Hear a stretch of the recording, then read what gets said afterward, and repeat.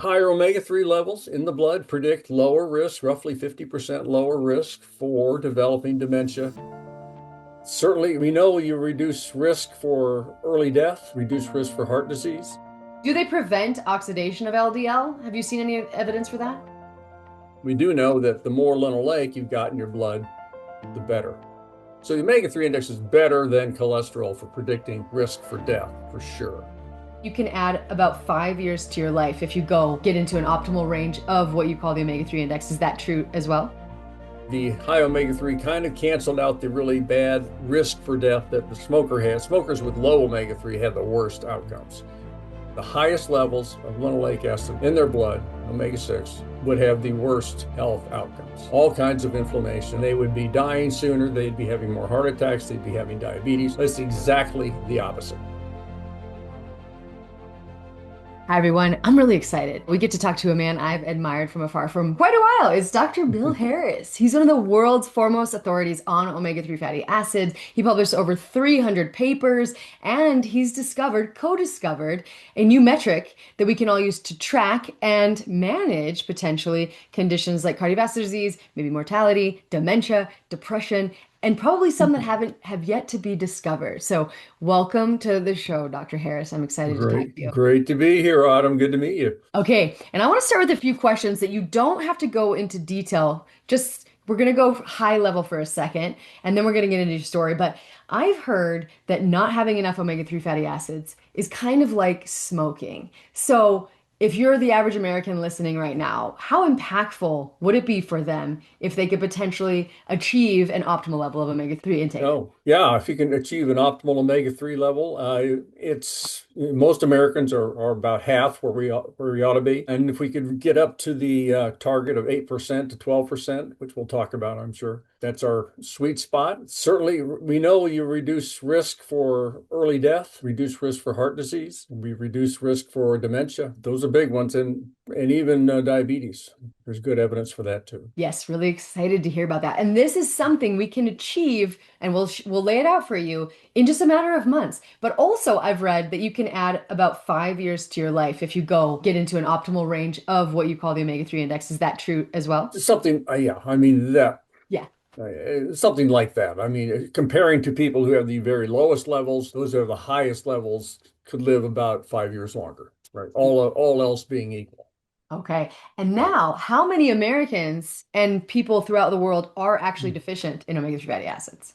Oh, I think in America and in Europe, we're talking about 90%, 85. If we talk about deficient, meaning not at an optimal level. Deficient in nutrition has a Mm. specific meaning, which would be probably have an omega-3 index under 4% or under 3%. That would be a much smaller number of people. That would probably be 40, 50%. People who are suboptimal could be in the 90%, except in Japan, South Korea, places where a lot of fish is eaten, then they're all in pretty good shape. And I've read and I've heard from you that we're eating about 100 milligrams per day on average. Is that fair Of for EPA and DHA, right? of That's the EPA? average. The median, so the average is take that includes some people eating a lot. Yeah. The median is the middle intake, which is zero. Isn't that sad? Yeah, that's Yeah. terrible. I know. This is why I've become so obsessed with this topic. I feel like it's just something that people can do and it would improve their health dramatically. So take us Yeah. back. This is your work, life's work. So tell us, what are omega-3 fatty acids for anyone who's kind of new to this discussion, and what brought you to this work? What are they? The omega-3s, fatty acids, is a set that you typically find in seafood. They are, well, just to back up, what's a fatty acid? A fatty acid is a part, when you think about fats and oils in our diet, those are 95% made up of fatty acids. They're just hooked up in different chemical ways, but those are fundamentally your fatty acids. And there's three big classes of fatty acids in our diet. One we call saturated fats, the ones that are solid at room temperature. Think lard, think butter, tallow. Those are very highly saturated fatty acids, and we don't worry about where that term comes from. Monounsaturated are fatty acids that have one double bond in them, which makes them a little more liquid, a little more fluid. And think of olive oil would be a classic one, which is where oleic acid, which is the primary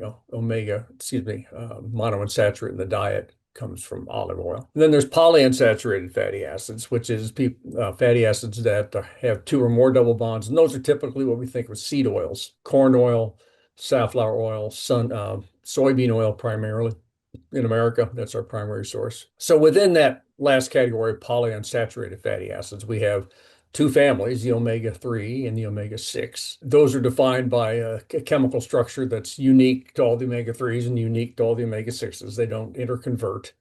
And the omega-3s that we are really interested in are the two that are from marine sources called EPA and DHA. And those are the ones that we, like you mentioned, eat maybe 100 milligrams a day, which is, a tenth of a gram, hardly anything.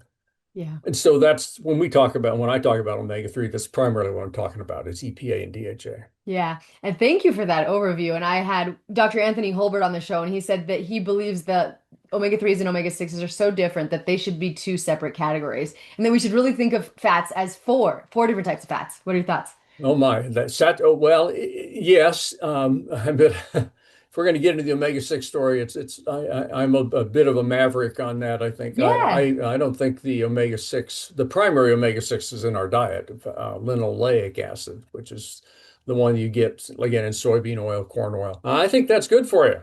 I mean, the evidence we published says higher the levels of that fatty acid in your blood, which only comes from eating it. You can't make it. Yeah. So higher people who have higher levels of linoleic, omega-6 in their blood actually have better health outcomes than people who have low levels. So lowering your omega-6 intake is not a good idea in my view. Yeah, and that's so interesting because I interview a lot of fatty acid researchers, and so I want to learn a little bit about your nuanced take on this. I wasn't going to go here right now, but let's just get this going. So about that competitive inhibition, like does omega-6 potentially crowd out the ability for EPA and DHA to become part of the cell membrane, or is that because it goes to arachidonic acid? Tell us Slightly, yeah. So slightly. right, the logic of omega-6 is bad comes from studies in the 1970s, Yeah. where we finally learned that there's enzymatic pathways that compete, and if you have omega-3, omega-6, the omega-3s will prevent or rather the omega-6s will prevent the omega-3s from being converted. That is completely irrelevant when you're talking about eating. That is about making EPA and DHA in your body Mm, from ALA, the right. plant omega-3. If you're eating the product, if you're eating EPA and DHA, that competition is irrelevant because Right. you're already there. The problem with that whole scenario is the idea that the omega-6s are some uniform block of fatty acid that all behave the same way. And that's not true. We simply know Yeah. that's not true. There's really only two major omega-6s in our blood, linoleic acid and arachidonic acid. And we make most of the arachidonic we get from linoleic. And it doesn't take, once you're eating a very small amount of linoleic acid, you've got enough to make all the arachidonic you need. And so your Mm. body stops making arachidonic when you get above a certain amount of linoleic. Hopefully, this is not too complicated. In any event, Oh no, we love the detail. We're a nerdy crew. okay. Well, Yeah. the pillars of why people think this omega-6 omega-3 ratio is important is the idea that the more linoleic acid, linoleic omega-6 you eat, the more arachidonic you will have. Not true. Mm. Not true. It's been shown in many studies.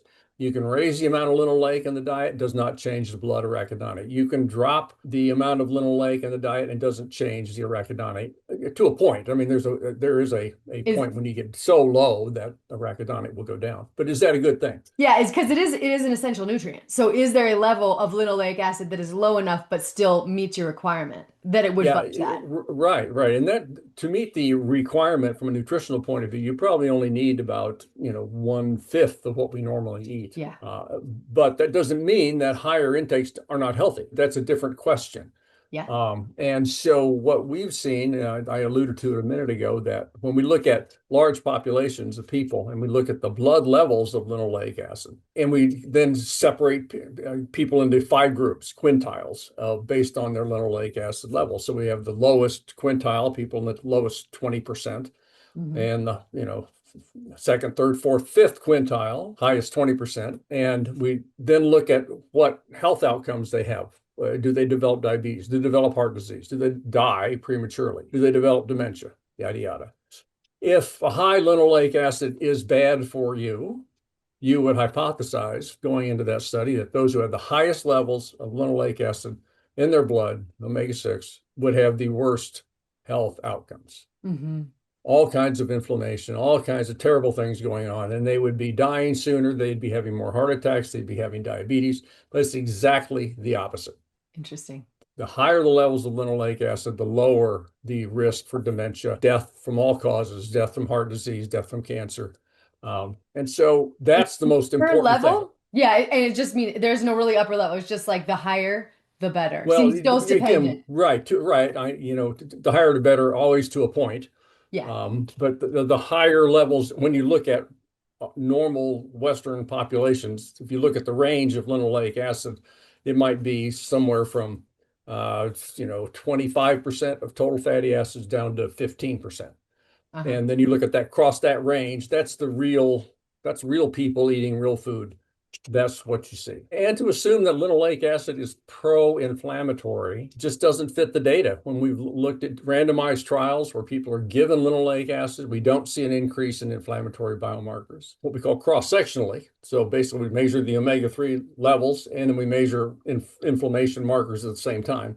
Hmm. If a high omega-6 was pro-inflammatory, you would say the higher the omega-6 level in the blood, the higher the inflammatory markers. But Right. it's the opposite. Yeah. So, I mean, that's why the whole omega-6 omega-3 ratio, several reasons, is kind of a useless metric. It's kind of measuring good against good. And what's the point? I love your take on that. And I'm wondering, like, for Ramsden's data and for the Minnesota coronary experiment, and then that, I think there's like a Rose corner trial where it looked like took longer. People hypothesized that maybe it's not going to show up in a few months, but over a few years. How do you, or are you worried about the oxidative byproducts? Does No, any part of the story worry you? No. none of that worries me. And Okay. those studies from 40, 50 years ago were done poorly. They sometimes replaced when they used a polyunsaturated vegetable oil as the intervention. They went saturated fat versus polyunsaturated. In those days, the polyunsaturates were loaded with trans fats Yeah. because that was part of, you get the margarines, that's the intervention used the polyunsaturated fat, but really had a lot of trans fat. So that Hmm. will increase risk for heart disease, not the omega-6s in it. That's interesting. So I'm just not worried. Those studies, it's very hard to do nutrition studies where you control the Yeah, diet for years. it is. Very hard. And those were extreme. People use very high levels of intake, higher than anybody's recommending now, Yeah. anyway. So yeah, those studies are flawed. It's hard. I think we cannot give much credence to the whole randomized trial stuff on omega-6 fatty acids because it's just too hard to do it well. That's And interesting. especially when you start, when you're 50 years old, start adding some omega-6 to your diet and take out the saturated fat and do it look at 5 years of outcomes. Well, is that really long enough to tell you anything? We're talking about a lifestyle, a life plan of intake, not 5 years when you're already old. Anyway, Yeah. I could go on, No. but I won't. I love it. My last question on the topic, and I love that. I love people who have differing views on everything. And for Yeah. me, I kind of like do a more ancestral approach and I do more traditional fats, but I always love to hear what people studying this. And I've heard you say that there are omega-6 fats that when you do research, you do see negative health outcomes associated with them, but it's not linoleic acid. Can you give us like a high level overview on that? Yeah, right. There's about 7 omega-6 fatty acids in your blood. By far, 75% of them are linoleic acid. Of the 25% that's left, Yeah. 75% of that is arachidonic acid. So those two make up the vast majority. If you look at all the others put together in the 5 other omega-6s, higher levels of those in your blood, which are completely based on metabolic control, they're not in our diet. You can't eat Ah, them. they're made. They're And they, made. yeah. Higher levels of those in the blood seem to be not a good thing. Mm. But it's not driven by how much omega linoleic you eat. There's a whole metabolic balance and a dance going on when the body wants to make more of these different metabolites. We don't really understand that side of it, but we do know that the more linoleic you've got in your blood, the better. Okay, fascinating. Okay, now let's pivot to your landmark paper in 2004, I believe, where you kind of presented the idea of the omega-3 index. So take us back to that time.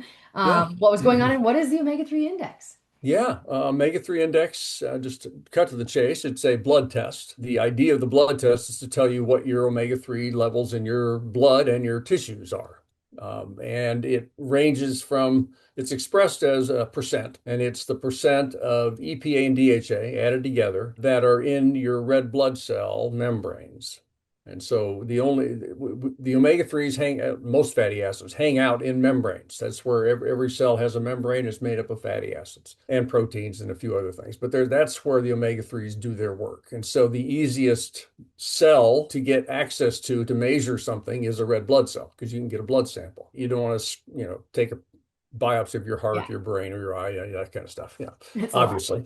So it's reasonable. And if people are familiar with hemoglobin A1C, which is a metric that most people are interested with diabetes look at all the time, because it's kind of a long-term measure of how much sugar they've got in their blood. The higher the A1C, the worse their diabetes is. But it's it doesn't bounce around day to day. It's very steady level. And the omega-3 index is like that for EPA and DHA. It's the parallel to hemoglobin A1C. Okay. Um, the test is we can do it with a finger stick, a drop of blood on a card that gets mailed into the laboratory, and then people get the report back of what their omega-3 index is. So omega-3 index again is EPA and DHA as a percent of the total red cell fatty acids. And it ranges in from about 3% at the low end to about maybe 10, 12% at the high end. I mean, there are people that are on the tail out there, 16%, but we don't know if that's any better than being at 12%, actually. So we aim for 8 to 12%. We think the evidence says that's a healthy place to be. Under 4%, you don't want to be. And then there's that middle ground, which is better than bad, but not as good as it could be, between 4 and 8. So the test, how did we come up with it? Yeah, where is the insight? And tell us a few people like who is living, what populations are in the lower end, where is American on average and who's in the higher end. But yeah, tell us where the insight. This is a big idea. Yeah, Tell us where it came from. it was a bit of an aha. Yeah. Yeah, so it really happened. 2002 American Heart Association meeting, I believe it was. I was sitting in the audience listening to a talk by a Harvard researcher, and she was reporting on the rate or the risk for sudden cardiac death, primary cardiac arrest, the other name for it, a fatal heart attack. What was the risk of having that happen to you as a function of your omega-3 index? She didn't call it omega-3 index. It was basically red cell omega-3. And she showed and this confirmed a previous study that was about 7 years earlier that the people who had the highest levels of omega-3 were like 90% less likely to what's called be a case. A case, these are case control studies.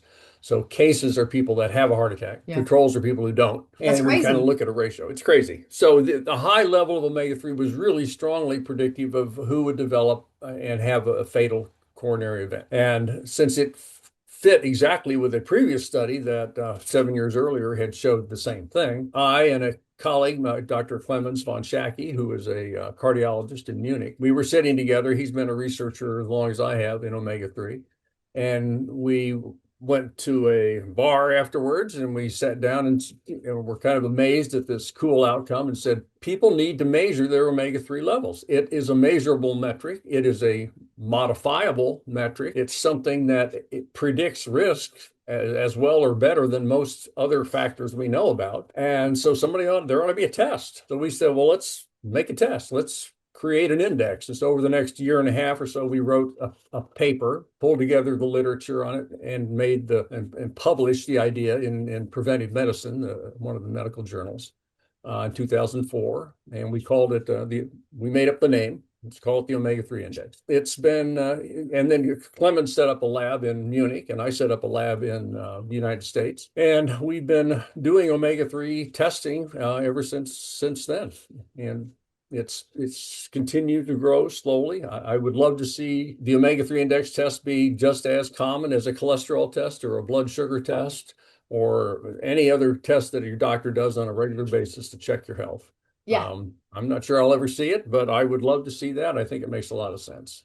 I think so too. And the more I learn about your work, the more I'm convinced. And I've been testing it for the last few years, and it's moved up. It went from a 6 originally, Okay. up to an 8, and I'd love to get it around a 10. But I want you to tell us too, we're going to get into exactly what the research has said about the specific conditions. But first, I read your paper from 2025 today, and I loved the discussion about what's the difference between a biomarker, a risk marker, and a risk factor. So tell us about that nuance, and then where does this fit in with serum cholesterol, A1C? Like, is it as or more predictive of mortality or other things we really care about? Yeah, yeah, great. I'm glad somebody's reading that paper. I Yeah. love your papers. So yeah, the omega-3 is again index again is a measure in the blood of a status, something in your body, like cholesterol. That's the best analogy. And a biomarker is simply a something you measure that is a gives a reflection of kind of what you're eating. So this is instead of asking people how much omega-3 do you eat, how much fish do you eat, which people never can remember and do it very well. If we measure in the blood, we have a pretty good idea that this is actually because this is how much your blood, your tissues are seeing. So this is about how much you're eating. So, and we know that people eat more fish have a higher omega-3 index, which makes sense. So Yeah. that's a biomarker. It doesn't say anything about risk for anything. It just marks, it's just an indicator of level of how much you're eating. So a risk marker can be something like a genetic test. A genetic test tells you because of your genes, you're at higher risk for some disease, whatever it is. That you can't do anything about it though. So it marks risk. It points to risk for disease for which, and if you have a high risk for disease X, then there's some things you can do to reduce your risk, but you can't change that marker. It's your genes. So the omega-3 index is also kind of like that. Mhm. Although we quickly move to a risk factor, which a risk factor is actually involved directly with the process of the disease. It doesn't just show, if you have a genetic thing, it may not be whatever genetic mutation it is, may not actually be causing the disease. It may just be linked to that disease for some reason. Yeah. But a risk factor is a marker that is directly involved with the process of the disease and you can modify it. That's a big deal. So it is a That's a big risk deal. You can factor. do something with it. Yeah. And it seems consistently related. So would you say, and I know this is like, you can't really say this, but if we're measuring our serum cholesterol, Right, is right. is this going to be as important? Like, where does this fit into the context of other biomarkers that most people are already measuring? Yeah. Cholesterol is the classic one that people know for heart disease. And when we compared we did this in the Framingham study. We looked at, we had the omega-3 index measured in about 2,500 people in community study called Framingham. And we knew who had died over time. And we were able to show that people had the highest omega-3 level were least likely to die. Then we switched out, instead of asking, how's risk for death related to your omega-3 index, we asked, how is your risk for death related to your serum cholesterol? Because we had that data too. And it was unrelated, completely unrelated. So people who had the lowest cholesterol or the highest cholesterol, there wasn't a curve that went down like this, like the omega-3 index. So the omega-3 index is better than cholesterol for predicting risk for death, for sure. Amazing. That's Yeah, incredible. so that's, frankly, cholesterol is not a great predictor anyway, so it wasn't a huge, but the Yeah, point is, people think it is. exactly. Doctors think it is. Right. So if they think it is, then they ought to be as equally, if not more, interested in getting their patients omega-3 index tested. Love that. And you published this about 20 years ago, and it's so frustrating to see how long it takes. But I think you're gaining some real momentum, and I know you'll see a day where this just becomes a routine procedure. I really hope that's true. Oh, yeah, So I hope so. yeah, so let's go beyond. Okay, so mortality, reduction in mortality. Can you talk about Hmm. like what's the magnitude of that effect? And then can you talk about the other conditions? I have a few I really want to touch on, but like this goes beyond cardiovascular disease and mortality. So can you talk Yeah, about yeah. the So other we conditions? we tried to do a comparison, asking, if compared the lifespan of people who have the highest omega-3 index versus the lowest, and we found that it was about 4 years, 4 to 5 years longer. It doesn't mean the omega-3. We can't necessarily conclude that the omega-3 is causing that. It's related to that. I mean, that fits, but we can't conclude that from that observation. Whereas people who have, again, like what was the other? It was smoking was the other metric that we compared. We compared smokers and their how long they had to live. And if they had a high omega-3 and were a smoker, the high omega-3 kind of canceled out the really bad risk for death that the smoker had. Smokers with low omega-3 had the worst outcomes. The people who had that were non-smokers and had the high omega-3s had the best outcomes, lived the longest. And then the two other options, smoker but high omega-3 or non-smoker and low omega-3, those two were kind of in the middle. So it made a lot of sense. Yeah. And it made you feel like that the omega-3 index as a predictor of risk is in the same ballpark as smoking or not. It doesn't Wow. mean that you can, if you're a smoker, keep smoking and take your omega-3s. That's not the take-home message there.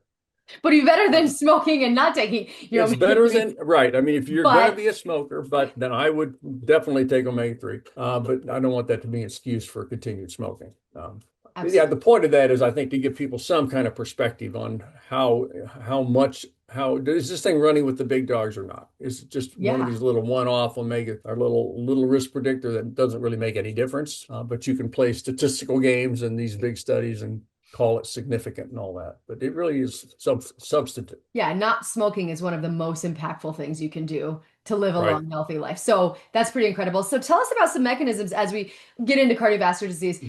Increasing omega-3s, what are the mechanisms that are pretty well defined that this is working with Yeah. it? Yeah. A few, and they're kind of disparate. One of them is the omega-3s. High levels will be lowering your blood triglyceride levels, which is one of the lipids in your blood. Two lipids primarily, cholesterol and triglycerides. And those two lipids or fats are carried in what we call lipoproteins. And there's the three lipoprotein, well, two that everybody knows about are LDL, the bad cholesterol, and HDL, the good cholesterol. The omega-3s do not lower levels of the bad cholesterol. Mm, They may raise levels of the good mm, to some extent. So that may be part of the mechanism, but they do lower triglycerides. So that's one. Number two, they also have a small effect on lowering blood pressure, mm. which is good. Yeah. They also have an effect on what we call endothelial function, which is your blood vessels, all the inner lining of the blood vessel is very metabolically active tissue. And if your blood vessels are elastic and can take the change in pressure easily without damage, that's a good thing. And the omega-3s help make the blood vessels more pliable, Mm, and more responsive to the blood pressure, and so that's helpful. The omega-3s are also help with keeping your blood thin, meaning kind of like taking an aspirin, so you don't get inappropriate blood clots, which can be a cause of a heart attack or a stroke. Those little blood clots are not good. And the other thing is the omega-3s will actually slow your heart rate. Your base mm. resting heart rate is slowed down a few beats a minute, with maybe two or three, which is, sounds like, well, so what? Well, if you only got so many heartbeats in a lifetime, slowing that ticker down is maybe one of the reasons. They're also anti-inflammatory. Yeah. So the omega-3s do play that role as well, which affects a lot of different diseases. So that's five or six different kind of mechanisms that. That's great. And do they prevent oxidation of LDL? Have you seen any evidence for that?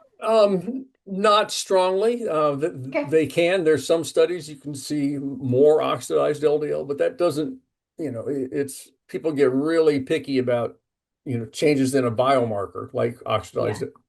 oxidized LDL. But you got to look beyond that. You say, I don't care what it does to oxidized LDL. I care what it does to death rates, Right. heart attack rates, diabetes rates. Love it. And because in the end of the day, if you pull out one little thing it does in the blood without looking at 55 other things that it's doing in the background that you don't see, you get a skewed picture of what any intervention does. You Yeah. just got so people are very quick to say, "Oh, omega-3s raise levels of that bad thing," or omega-6s change that bad thing, and don't realize that there's about 500 other things that are happening that you're not even measuring, and they'll balance out. Your Yeah. body is designed to be able to handle these things. Yeah. So, That's what 40 years in the field does. It's like you just take the you like zoom out and you can see the mhm. big picture. So, and now my big interest is the health of the brain. And Uh-huh. so I was really excited to hear about depression, anxiety. I saw some interesting research around schizophrenia, psychosis, and even dementia. So, can you give us? Yeah. I have both genes for Alzheimer's. And so, start with mental health. What is the research around mental health? And I even saw some stuff around anatomy of the brain. Just take us down this path. Yeah, yeah. Yeah. So the whole interest of omega-3 in the brain came from very early studies showing that there's a lot of DHA in the brain, relatively speaking. There's about the same amount of arachidonic acid, but those are the two big polyunsaturated fatty acids in the brain, and they're in the membranes. It's been a complicated picture because we think, okay, and DHA is really the one that's in the brain. Very little EPA in the actual flesh, meat of the brain. Yeah. So people thought, oh, well, DHA must be important for brain health. And so, and it certainly is in the developing fetus and in mom's milk to be giving the growing child more DHA, both for eye health and for brain health. But at the other end of life, we've been interested in dementia, which is really the disease that everybody's worried about, probably more so than heart disease. And maybe cancer is still a big one, but dementia, Alzheimer's disease is just a problem that is a something that's going to have to be dealt with somehow. And prevention seems to be our only approach at this point because we have no way to treat it. So we've looked at the relationship between the omega-3 index and risk for developing dementia. So we're just looking at, again, we like our typical studies, we have blood omega-3 index levels on a whole bunch of people when they're healthy. And then you just watch them over time and see who develops dementia, who gets, and dementia is the big term. Alzheimer's disease is a subset of it. It's the biggest subset of dementia. And what we find is the people, again, that have it's the same old broken record. Do people know what the broken record means anymore? I mean, that's kind of I a do. I do. you I know do. what it means. Atta girl. That is You know, skipping. the Skipping. vinyl, right, right. Yeah, Okay. yeah, yeah. Anyway, higher omega-3 levels in the blood predict lower risk, roughly 50% lower risk for developing dementia in a window of time. Of course, you wait long enough, not only everybody dies Yeah. eventually, but if our studies are always within this window of time, say between age 65 and 75, X number of people are going to get dementia, get a diagnosis of dementia. And we find that those at the highest levels of omega-3 are about 50% less likely to get dementia during that window of time. So, Mm. I mean, the trick is really to die before you get dementia. Yeah. That's if you're going to play that game. Seriously. Yeah. Yeah, seriously. So, in that we found also recently there's what's called early onset dementia before age 65. And we looked at that same question and we found, yes, higher omega-3, even in the younger people, prevents that or reduces the risks, lowers the rate of early onset dementia as well as regular garden variety dementia. Right. And I've also read that for those of us with APOE 4 or 3 4, which is just this, we have this 12-time increased risk of Alzheimer's, that maybe there's a specific form, like a phospholipid form, is more important, and that we don't always benefit from fish oil the same way. And we'll talk about specifics, but do you think that this metric is even more important for people with my risk factor? Yeah, I think it's Yeah. getting a high omega-3 index is more important for people who have ApoE4, either one or two copies. Yeah. It's just one of the few things you can do. I mean, I guess there are many things one can do: Yeah. exercise, certain ways of eating, etc., sleeping properly, and all that. There's a lot of things can be done, but the omega-3 is one thing that's doable, and it protects people who have ApoE4 at higher risk, as you said, for dementia, and it reduces that risk. Yeah. Would I want to get like a 10? Or do you think there's any benefit to being a I little bit think higher? I think a 10 would be great. Yeah. That would be fantastic. Yeah. We don't really know if you're at 12 or 15. There's just so few people to have levels like that. You can't really do big studies to say, well, yeah, we followed 15,000 people with an omega-3 index of 15, and this is what happened. They don't exist on the planet. Yeah. So it's hard to say. So we're comfortable saying that 8 to 12% is the green zone. Above that, it's not that it's bad. We just don't know what's going on. Theoretically, it could be bad, could be better. We don't know. And the studies just aren't out there to tell us. Yeah, and I saw that there's good evidence for depression and anxiety, but I'm wondering, what Mhm. about like ADHD? Has anyone looked at something like that or other mental health Yeah, conditions? yeah. ADHD is something that commonly see when we just do cross-sectional studies and look at omega-3 levels in kids with and without. It's lower, almost always the omega-3 index is always lower in kids Hmm. with ADHD. Okay, does that mean the low omega-3 is causing ADHD, or is it that kids who have ADHD either don't make omega-3s or don't like eating foods with them in it, and so they have, that's called reverse causation Yeah. where the disease itself actually causes the biomarker to become abnormal. When people have done intervention studies, given omega-3s or placebo to people with ADHD, there's not uniform success. Some studies don't show a benefit, but some do show an improvement. Is it parent assessed behavior versus teacher assessed behavior, and sometimes the parent sees a benefit and nothing comes from the school. They don't see it. So Yeah. that kind of thing. I think we need to use higher doses and longer treatment Yeah. um, for that kind of stuff. But those studies just haven't been done yet. Yeah, because it takes like 3 to 4 months if you're measuring the red blood Yeah, cells. Okay, so and right before we get to the solutions, which we're gonna step into and yeah, how to do this, can you tell us? So I've read some things about COVID-19. Obviously, a higher omega-3 index seems to be protective. Are there yeah. other inflammatory conditions, or is this like could this help with adiposity, obesity? Like, tell us what you're excited about or what you might be going towards next. What's it?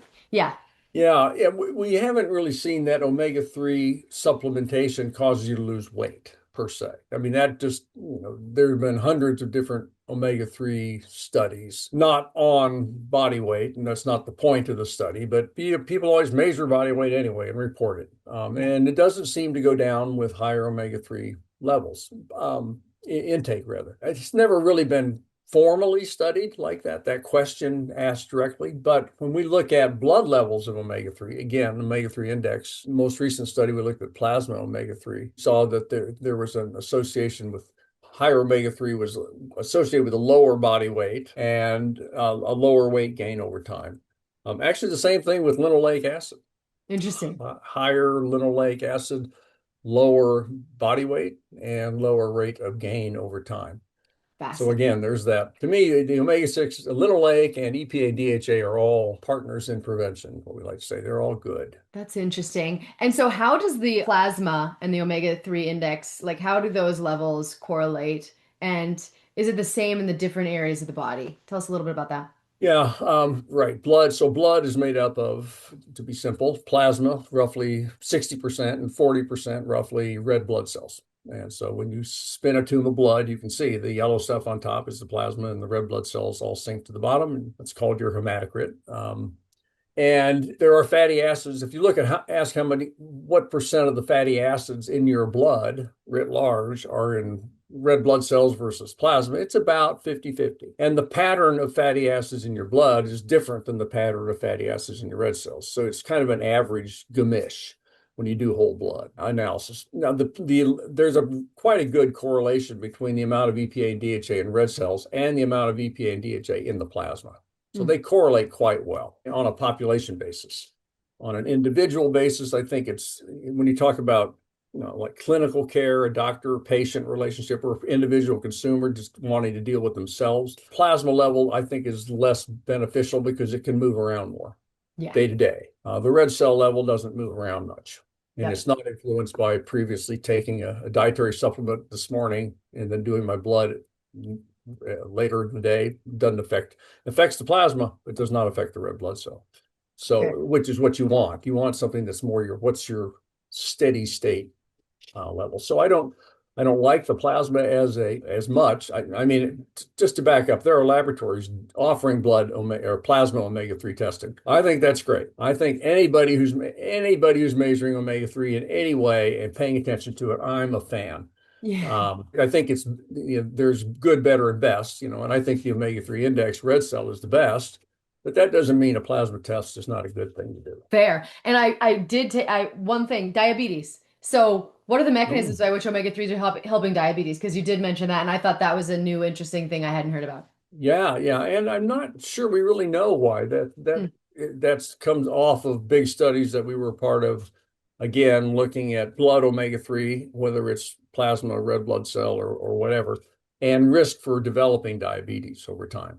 And we found the same thing, the higher the omega-3 and the higher the omega-6, Interesting. higher level, Crazy. lower risk for diabetes developing. What the mechanism would be is probably an anti-inflammatory, Mhm. chronically lowering the inflammation in the body. I think that's probably what the game is, but we don't know that it actually improves insulin sensitivity Mm. necessarily Mm. for the muscles. That's been studied some. It's kind of a mixed bag on the results. So I'm not sure we know why, but writ large, higher omega-3 seems to be good for you from a Absolutely. diabetes point of view. So it's basically all your major heart disease, dementia, Yeah. diabetes, maybe cancer. We haven't talked about it, but let's talk about how you fix it, right? So how are Okay, we going to sure. get our omega-3s? Let's get really practical. What do you think the biggest levers are, and what are you doing? To get your omega-3 in that 8% omega-3 index. Yes. We have we've done some studies asking the question if you're starting out with an omega-3 index of like 4%, which is not untypical. Yeah, it's We have done studies to say, well, how much EPA, DHA do you need kind of on average to get up into that 8%? And it turns out to be about 1,500 milligrams a day of EPA plus DHA, just not terrible. 1400 milligram deficit or difference from what we are currently Yeah, consuming. from Yeah. what that person's eating. And if their omega-3 index baseline is 6%, then they probably need about another 800 milligrams a day to, Mm. the higher, the closer you are to 8%, the less additional EPA and DHA need, obviously. So we have this omega-3 index calculator on our website at OmegaQuant, the laboratory that offers this test. And so people can put in they send in a blood test, they get a result back on their omega-3 index. They find it's 5.2%. Yep. Say, yeah, okay, pretty typical American. And then you can put that 5.2% into the calculator and it'll tell you probably 1,200 milligrams of EPA DHA would be what you'd want to add to your diet. Mhm. And then after about 3 months, retest and see what that did, because that gets 50% of the people to 8%. That's the statistic we worked out. Oh, nice. What does it take the average person to get to an 50%? So you may be a good responder or a poor responder to the omega-3 in your supplements. And so you just need to test again. And it's just titration. This is what they do in medicine. You titrate.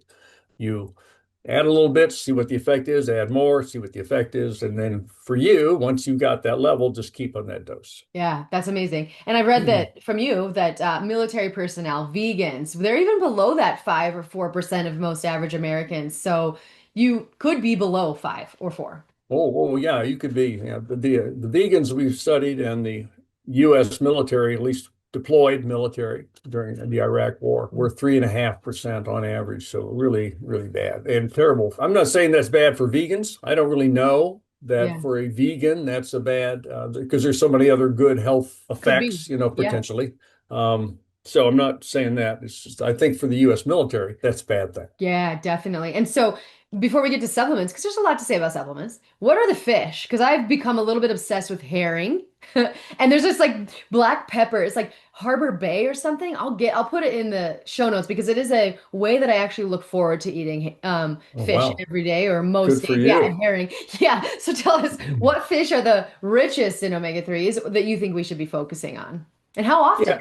Yeah, right, right. The acronym we like to use is called SMASH, SMASH. It starts with salmon, and then A would be anchovies, which are high in omega-3, but I know. My husband yeah. eats them, but ugh.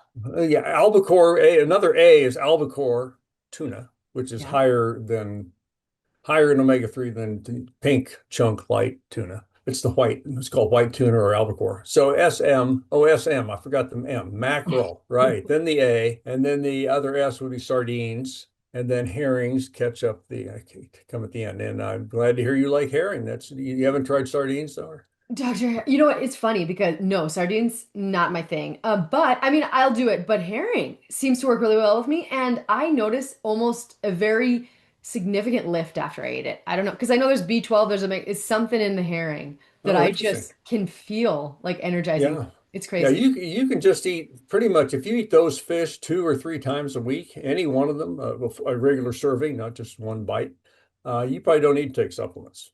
You're going to get enough omega-3 from that. I love that. If find out, take a test, see if you're there. Yes. Um, And I highly recommend it because I've taken this test, like I said, a few times, and I really do think this is one of the most important biometrics or mm, biomarkers that you can. And like I said, it's a finger prick test. It was like it yeah. came in the mail, it was really easy, and it was really cheap. And we'll talk about where you can find it in a second. But let's go to supplements for a second because I think there's been some mixed research results too around omega-3 supplementation. And I think a lot of it, I mean, when it comes down to it, a lot of times you're studying people who are taking supplements. So what are you looking for and prioritizing within the supplement industry? I like to see use an omega-3 supplement that's a triglyceride base. I prefer not to use an ethyl ester base. I'll put it that way. Tell me why and what are they, just for people who don't know. Ethyl esters are just another form of omega-3. It's the drugs, the omega-3 drugs, Vasipa and Loveza, are the which are approved pharmaceutical products that are really just high dose omega-3 supplements, but they're FDA approved. But when you have the omega-3 fatty acids in a ethyl ester form, you can jam more of them in one capsule than if they're in typically. Now, technology's moved on. That doesn't necessarily apply anymore because the natural form of omega-3s in fish is a triglyceride or a phospholipid. Hmm. Those are the two chemical forms. And when you eat tuna or krill oil, for that matter, or sardines or salmon or herring, you're getting EPA and DHA both as triglycerides and as phospholipids. And that's the natural way they come. And those are both great forms to eat. And there's things called restructured triglycerides where you can actually have a higher concentration of EPA than you would naturally get in the fish oil by the way they process them and put them back in a triglyceride form. So those are, I think, the best absorbed. The ethyl esters are not bad if you take them with a fatty meal. So you got to get some digestive juices flowing to get the Yeah. ethyl esters well absorbed, and Mm. not everybody does that. Yeah, I'm wondering, and I've seen like a increased risk of atrial fibrillation. And do you think this has anything to do with the form of the Not supplement? really. Not I really. think it has to do with the dose. Okay, the 4 gram above. Yeah, the above the 3 to 4 grams is where where we really see that it's a very small increase in AFib. You said like Uh, 0.8% or something, or was it? 0.8% increased risk for Yeah. AFib in people who are at unusually high risk for cardiovascular disease Yeah. and are taking a high dose of Yeah. omega-3. That's where you see the increased risk. In people just taking dietary supplements or eating fish, you don't see an increased risk for AFib. Yeah, that's fascinating. And do you have a preference? I find this so interesting. We just talked to Dr. Calder, your friend.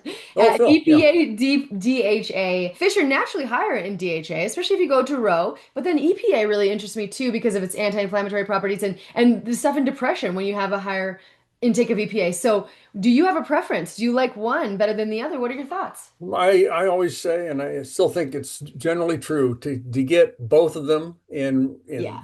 fairly balanced doses. That's kind of the way they come in nature. I mean, every fish is unique in its EPA DHA ratio. They all vary. Tuna's high, or particularly rich in DHA, for example, but sardines and anchovies are rich in EPA. Hmm. So I think, if you can get 50-50 in a supplement, if you can get 60-40, either way, whether EPA is higher or DHA is higher, I don't get picky about that. I think Okay. just either one of those is good. They're both going to raise your omega-3 index. DHA per se is a little bit better on a gram per gram basis at raising the omega-3 index. But we don't really have any great studies to say that DHA alone will be as cardioprotective as EPA alone. And there's a good study that EPA is effective at Yeah. cardiovascular events. Nobody has done a parallel study with just DHA alone, so we really can't say. But I would suspect that EPA and DHA are both anti-inflammatory. They both Yeah. have the same kind of properties. So And they both lead to like pro-resolving mediators. And so if you're, which is it just a topic we'll have to touch on in a different day. But yeah, if another you're day. gonna like an American who's like, okay, I'm not eating herring, I'm not gonna eat sardines. What is the dose that you think that you would have them take? And are you worried about oxidation and mercury? Start with that. No, I'm not Okay. worried about oxidation of mercury. Okay, no level of oxidation worries you. You're just like, whatever. Well, yeah, right. I mean, there was actually a study where the investigators wanted to know, I mean, is oxidized fish oil bad for you? And so they did the study. They took a whole bunch of fish oil and they put it in a beaker on the lab bench and they bubbled oxygen through it for a day. I mean, just horrific oxidation, which Mm, never happens in, I mean, that's a yeah. hundred times worse than you'd ever get in a capsule, even a crappy capsule. So they really pushed the envelope and then they put that oxidized fish oil into a capsule, they encapsulated it, and then they took the unoxidized fish oil and the oxidized, and they gave them to people, Mm, randomized study. And then they measured blood markers of oxidation and inflammation, and they couldn't find any difference at all. So, interesting. so okay. I mean, maybe if you do it for 10 years, there's a problem, but there's no evidence. It's a fear thing. Mm.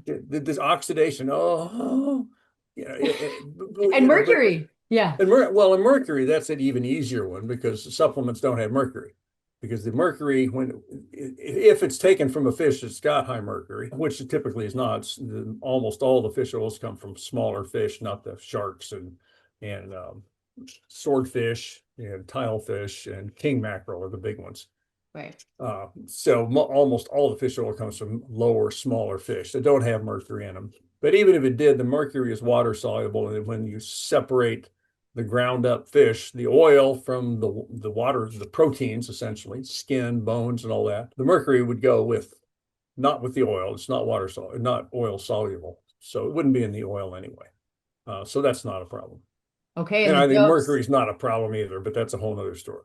Yeah, we'll talk about that in another podcast, but give us Yeah. the dose, and then I have one last question, and thank you. Okay, dose again, know where you're starting. I Yeah. think Americans ought to eat at least 500 milligrams a day Okay. of EPA DHA from Yes. food supplements. That'd be great. If you want to get an 8% omega-3 index, that's not going to do it unless you're already starting at 6%. Yeah. If you're typical American, you're going to need probably a gram or gram and a half of EPA DHA a day. Dr. Harris, I've thoroughly enjoyed this, and I highly recommend that everyone goes out and get his tests. Like I said, I think it's one of the things I'm trying to move on a daily basis. I'm guessing I'm up around 10 because I'm trying to eat fish every Wonderful. day, and I'm already taking it. So yeah, especially because I mean I have both genes for Alzheimer's. So Yeah, let yeah. us know, where do we connect with you and get the test one more time? And then do you think there's anything else we need to hear that would make this conversation more complete or that you're excited about? Well, it's just to start with the easy stuff. So where can you get the test? Yeah, Omega Quant, Omega QUANT, like quantify, omegaquant.com. That's the name of the lab that we started 12, 15 years ago. And it's one that offers the omega-3 index test. You can go online and order the test, and I think it's $55 now, something like Nice. that. Yeah.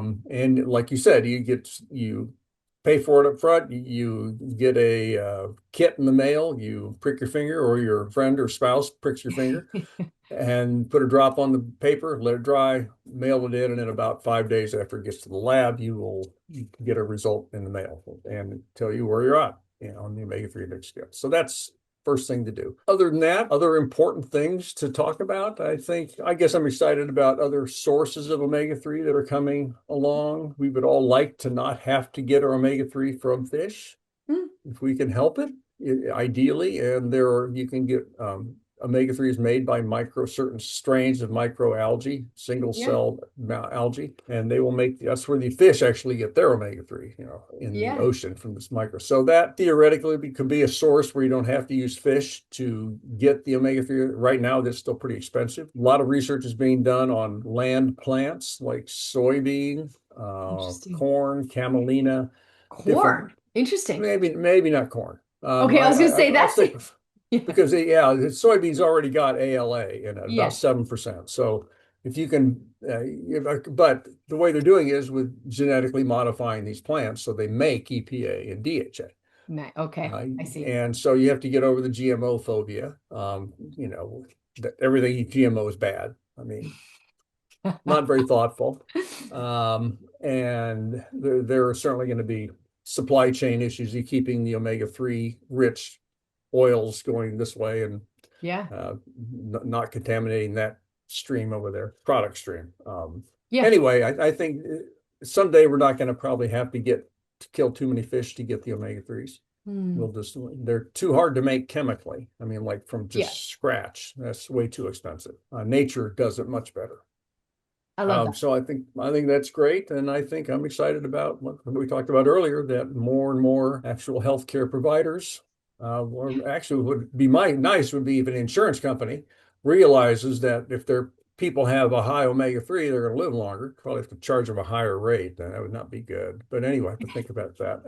But you would think that the people who care about lifespan and financially would be real interested in knowing the omega-3 index of the people they're insuring. And so maybe health insurance companies will start looking at that too. Yeah, like I said, I want to have my whole team tested because, yeah, I just think Yeah, I feel so much better. And so I'm just going to encourage everyone, go get a test. And thank you, Dr. test. Harris. This has been My so pleasure. incredibly enlightening. And hopefully you'll come back in because we have so much more to talk about. Sure, Autumn. Great to meet you. Thank you.